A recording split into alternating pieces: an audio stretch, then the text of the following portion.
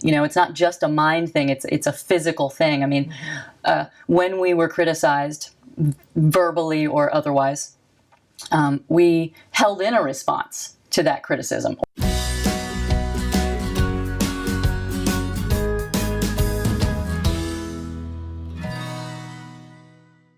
We all want to have great lives and great love lives, but every so often we end up with this little voice in our head that tells us that we're no good or that what we're doing isn't right. It's this inner critic, right, that makes us doubt ourselves. How can we silence that inner critic and kind of refocus ourselves into doing something better?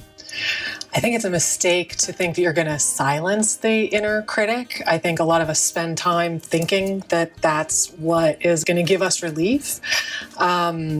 But what we really find is that engaging with the inner critic and confronting it, actually getting to know it and to stop taking it so seriously, right? Like there's something about that critical voice that we all say, oh, that's the voice of truth or reality. And give it a lot of emphasis. And so by engaging with it, by being curious, and I like to have my clients like play with the critic, where if we're going to do something like visioning, where it's like, okay, we're going to imagine the future and it's just purely what you want. And that's something that stirs up the critic, right? Because they're like, oh no, don't go there.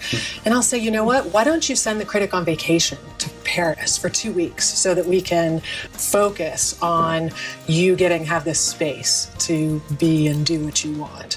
So yeah, I think you have to play with it and engage with it, not try to ignore it and flatten it out. There's a lot of really good science, biology behind what you're saying there. We have most of our conditioning, most of our self-criticism comes from our conditioning in a variety of different ways. We actually learn to see who we are by the mirror of our parents. If that mirror is somewhat distorted, then we have a distorted view of ourselves, and that's what keeps popping up. So all that conditioning went in automatically in the middle part of the brain. And then we gradually, as we mature, we gain the ability to self-reflect and develop more of the prefrontal cortex of the brain. And by articulating what your inner critic is saying, just by articulating it, giving words to it, or writing it down, or engaging it in conversation like you're saying, what you're doing there is connecting the front part of the brain to the middle part of the brain. You're bringing light of your adult self that knows everything's cool, you're fine, you're wonderful, but this part of the brain doesn't know that yet. Just by articulating what the critic is saying, you are bringing the wisdom of your adult self to that, and it begins to dissipate. And so you have a chance to be free of that. Absolutely, I entirely agree with you. I have done some more research. It's not even childhood, it's even beyond that. We have taken the person to sperm consciousness, and when the sperm was going to fertilize the egg, at that time, it knew that whether he is an accepted child or not. So even that consciousness at that time, when the egg is going to be formed, and the information which is coming, and at that time when the spirit descends, so that's the experience of threesome.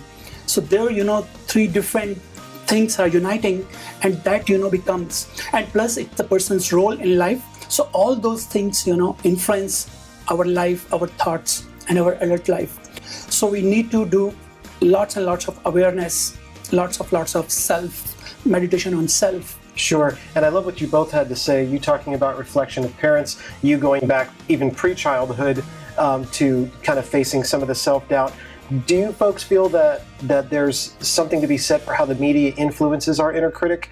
How we are constantly putting ourselves online with feelings of inadequacy and comparing ourselves, even at a subconscious level, to everybody around us? Does that fuel our inner critic? One of the things that comes to mind is that understanding all of the sources of your critic, when you sort of internalize those voices, they came from somewhere, and you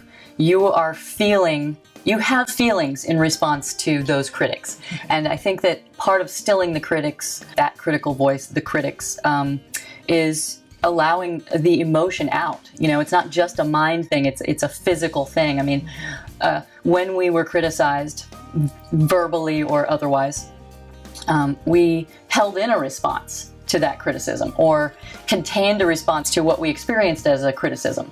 And I think it's important to allow the body to get that out, discharge the energy that we hold that the critic is fueled by. Very, very important. You identify the voices, you identify your reaction to those voices, and then the voice becomes a reassuring, for loving parent giving you the support you deserve. Nice little process there. Right, that support. Don't push against your inner critic, embrace it, deal with it, and then dispel it in a constructive way. So, excuse me, yes, you out there, you are worthy exactly as you are with all your imperfections.